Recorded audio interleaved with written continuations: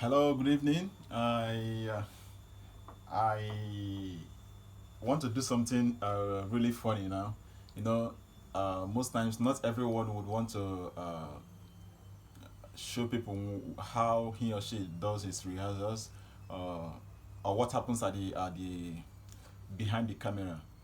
Uh, but today I'll be doing something like that. I'll be looking at a particular piece I heard someone play on Facebook, so I requested for the name. I think from Oluwatobi from Muson, Nigeria, Lagos. So she told me the name of the piece from Toccata by Paradise or something like that on A. So I downloaded this Toccata. So I want to take show us the way I practice, the way I play most of my pieces and all this stuff. So usually very it is quite true that yes, some persons are good in sight playing and all this stuff, but then we don't always just get into sight playing immediately. We have to take into consideration many things, which include what key you're playing on. That helps you to get yourself prepared to know your movement. Most times people practice start with what they call it, scales and arpeggios. I know it's very important, but for me, most times I don't do it. I do scales and arpeggios when I'm already playing the piece. So when I encounter any problem, then I have to maybe run a scale to know what is happening, know the fingering. I know it might be very funny for some persons, but that is the way I do mine. I'm not in any way saying that is the best, but then this is the way I do mine. So I'm going to take us typically on the way I practice. First of all, I wouldn't use the word typically because this is a keyboard. I don't usually use a keyboard to learn a new piece. I try to use a piano. Piano, it covers a lot of stuff. I think most piano pieces, when you play them on the keyboard, then you have some deficiencies, like some notes that might not be contained there. So you will be having issues with accommodating those notes. So it's one of it's a kind of a deficiency, if I may say. So, but let me kickstart. First of all, I have to go straight to the piece. I have to look for the piece. I think I downloaded it somewhere. Then I have to get to know where I downloaded. Okay, yeah, I think I can see. Paradise Toccata. Now this is a toccata on A major. So most times, what do I do? I take into consideration the first of all, I might look at the tempo marking, which is allegro or presto or anything, but I won't use that.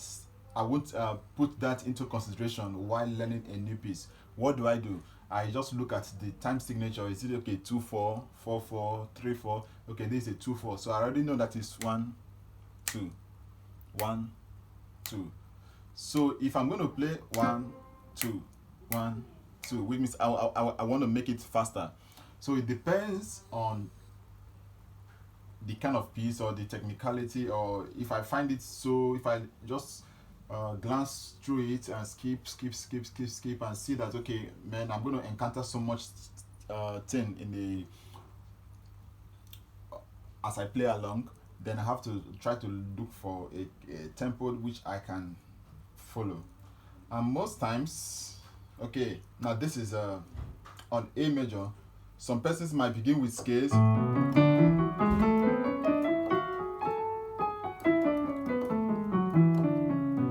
But I don't do that scales and all this stuff. So I try to go straight to the piece. Along the line, when I encounter issues, then I will practice the scales.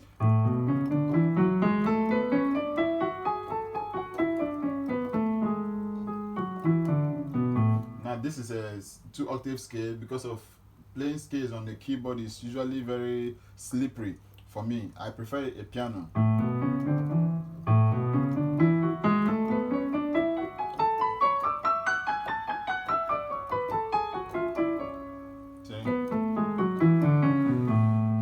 So playing on the piano for a very long time, and when you get to the keyboard, it becomes so so funny.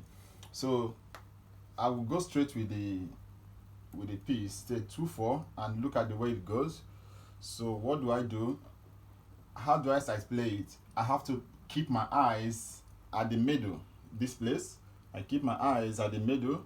While I keep my eyes at the middle, which means I have to capture this up and capture this down. And I also have to state here, I learned one technique of sight playing from one of my lecturers then back in the university, Dr. Adeogun Oluranti. He taught me something called alignment. So I play with alignment. I look at the position of the note up and the position of the note down. So I try to look at it this way, vertically, not horizontally. I try to capture everything, both the right hand and the left hand, look at it this way. So I calculate, this is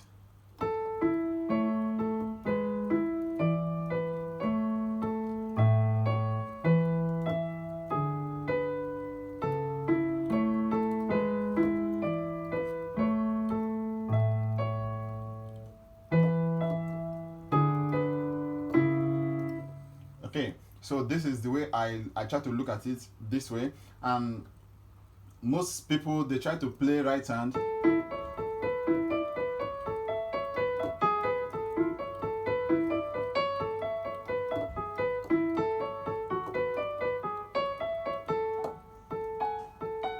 Okay, this is G sharp.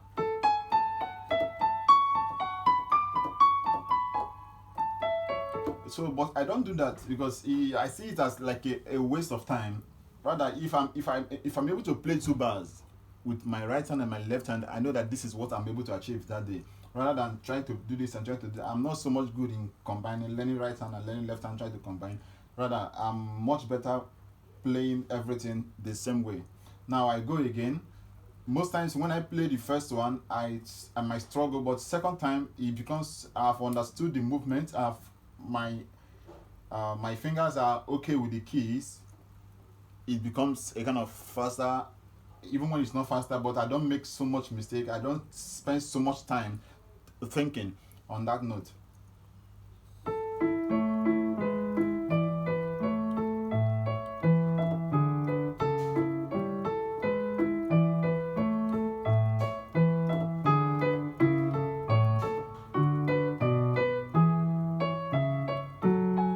Now, one thing with sequence is that when you see sequence, sequence keep on flowing.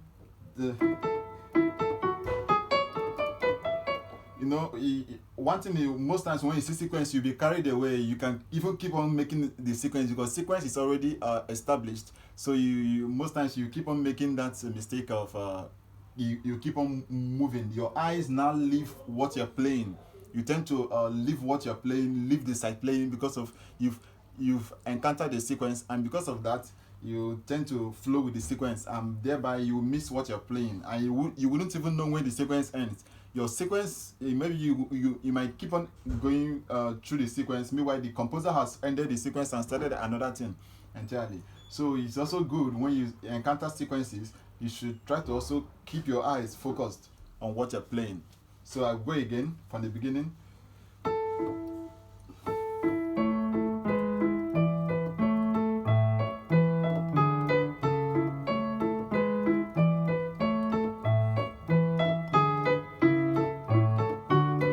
Sequence. Now I see that I'm making mistake here on this seventh. So most times I play the sixth instead of the seventh. So I have to look for how to get that from this place.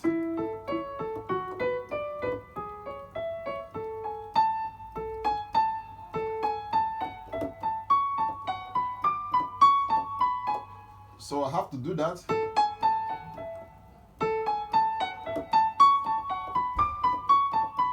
That is what I can do. So my finger gets used to that. Then if I come again next time, there's every possibility that I'm not going to make that same mistake again because I've been able to capture the interval. I know the interval quite alright theoretically, but my finger has not gotten used to the interval. But now, playing it this way, my finger has been able to know the particular interval. So I'll go again.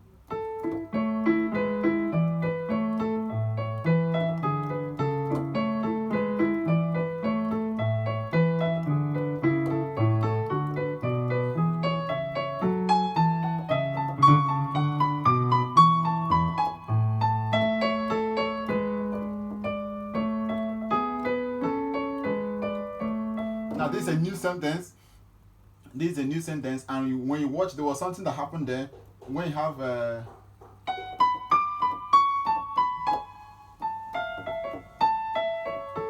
see, there was a rest. So this is the kind of a slack. What will I call it now? You know, there's this technique, what we call it in African music. Actually, I'm trying to some kind of displacement, but it's not syncopation. Actually, it's more of syncopation, but not syncopation. I'm trying to remember that technique which we use in referring to it in African music. But then this is not African music. This is Western music. So, but there was a slack there. Now trying to begin another sentence. Now I'm not putting into consideration the dynamics like mezzo forte, mezzo piano. If I'm going to do that, it's going to be this way.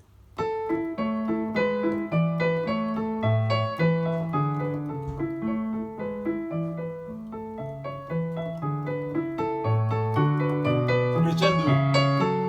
So now there's a crescendo there, which means you have to build it up. It takes it up to forte. Okay, so up to that point where I have a.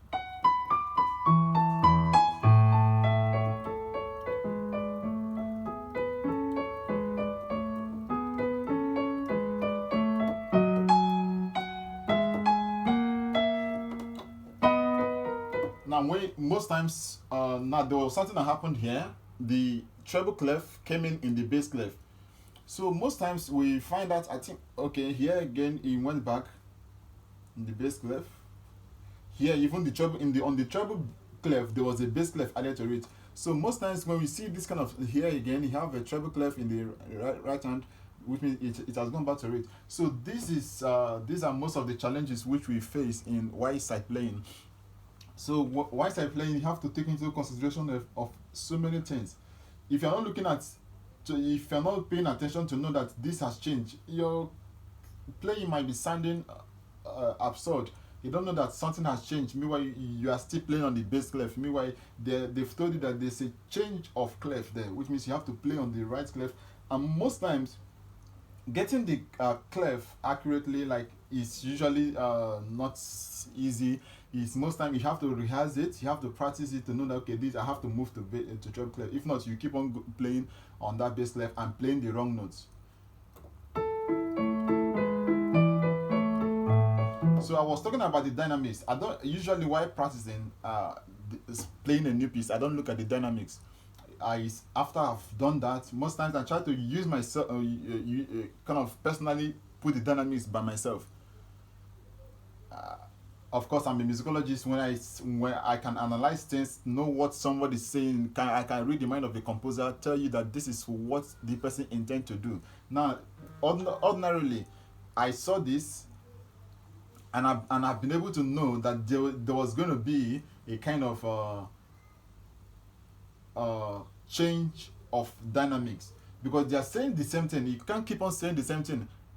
John, come here. John, come here. No, it's either you say the first one, John, come here, and John didn't hear you. Say, John, come here. You make it louder. Or when you say, John, come here, and John turns to you, say, John, come here, because his attention has already been captured. Then you don't need to shout more again. So that is what we call emphasis in music. So naturally, I don't even need to look at this. Once I play that, my personality, my emotion is part of the music. It becomes part of me, and I'm able to establish whatever. Most times I find out that when I start going through the dynamic, it is almost exactly what I have interpreted. That is what the composer has written there. So like what we have there.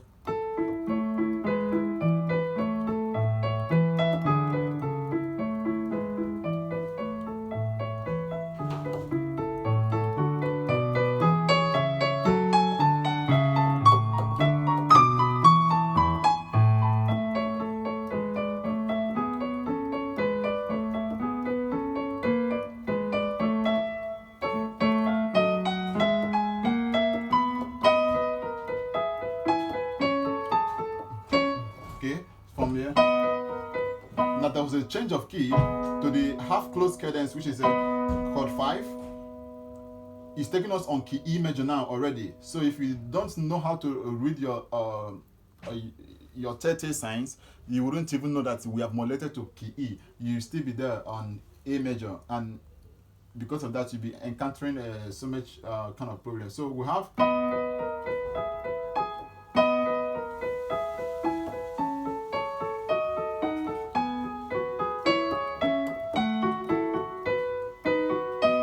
This is a sequence.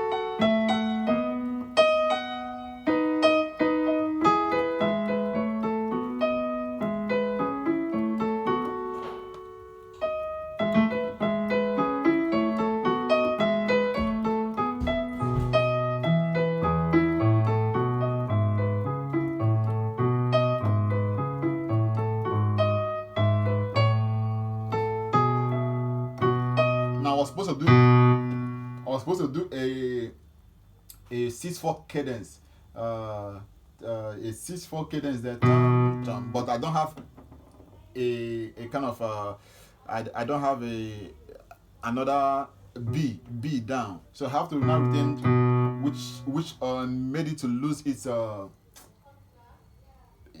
value and everything. It made it to lose its sense, the sense of that 6/4 cadential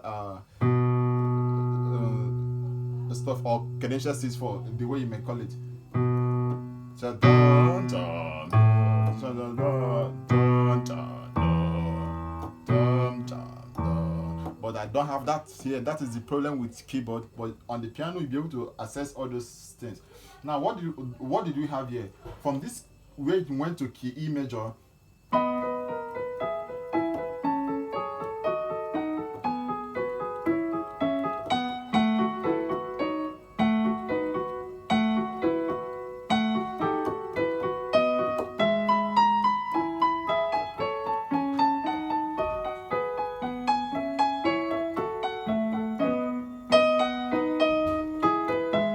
What happened there? It was a sequence. The sequence started from what? From the right hand.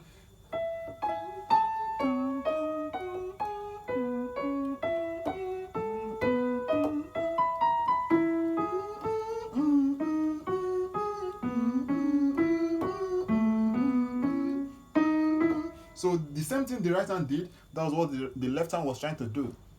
So when you understand this, you know that here is like kind of filling in. So the one that has to be stressed more is that sequence. That is what they're trying to express. This is a kind of accompaniment, more like what we call a Albati bass accompaniment to mostly from Mozart, but this is not Mozart. You find mostly on the classical era. So when you have a, so this is what,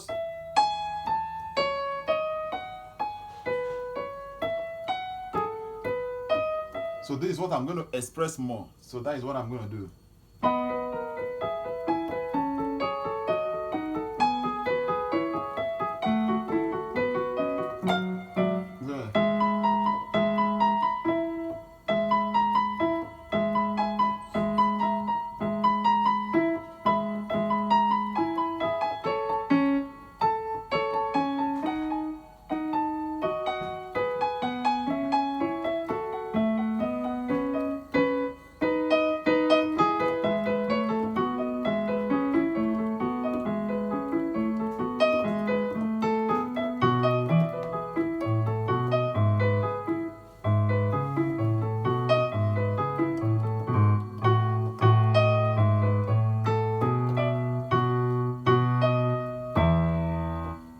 So that is, I think that is the first kind of movement. It ends here.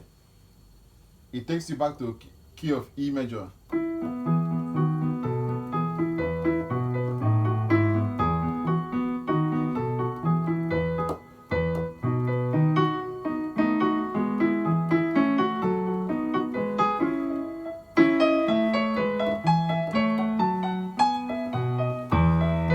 So the same thing you did before, but what it means that you're going to be able to, you have to be conversant with key E major.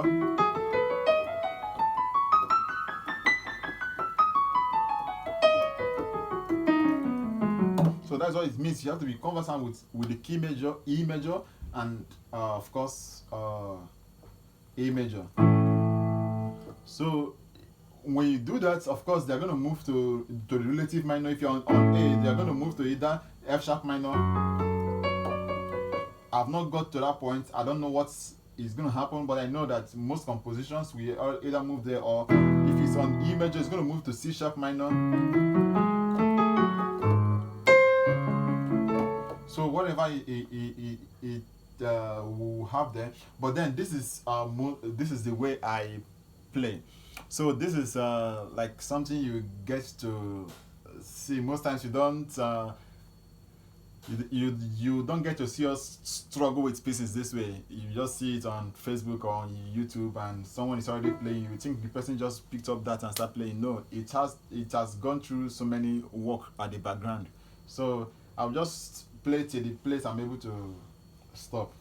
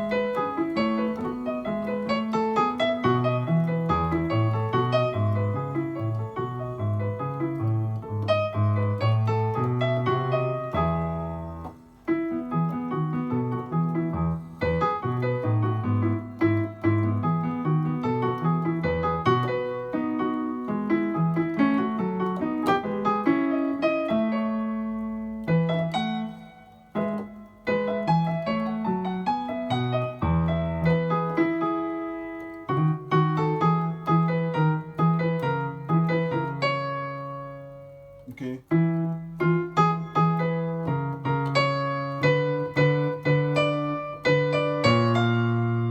Now they're trying to.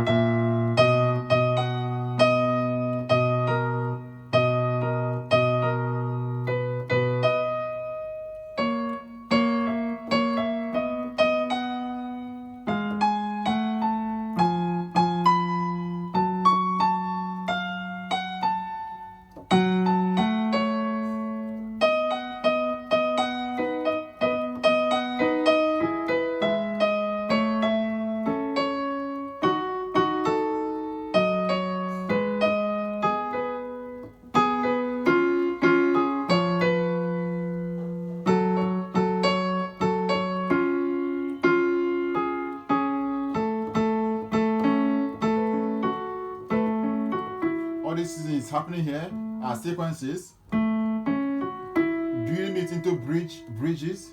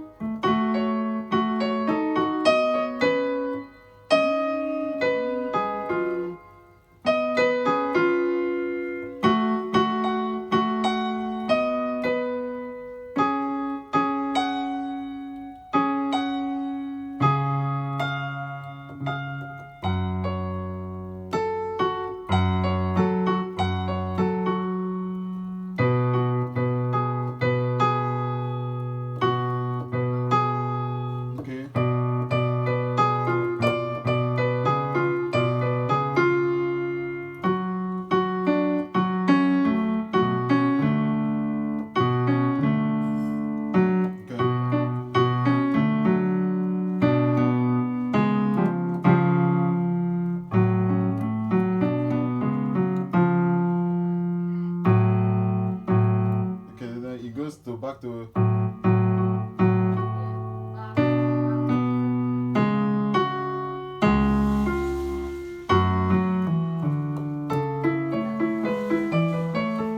Okay, now this they are back to that tune. So what happened here was they were creating some going into bridges to build up to develop, and they went into minor, of course the relative minor, and that's what you have in and whatever you're having there. So most times what we do is that we give it time. When you practice it once, two times, three times, you see that you'll be faster there. Of course, they went back to that theme of course, there's going to be a kind of a ABA prime. So in that prime, the return of that subject, they're going to do a lot of modifications and buildings and all this stuff, and then that will be the end of the piece. So this is technically how a sonata allegro is built, and this is one of them. So even though it's written toccata, which is coined from the Baroque period, but then this is taking the form of classical period, classical era. So thank you very much for joining me today. My name is Innocent.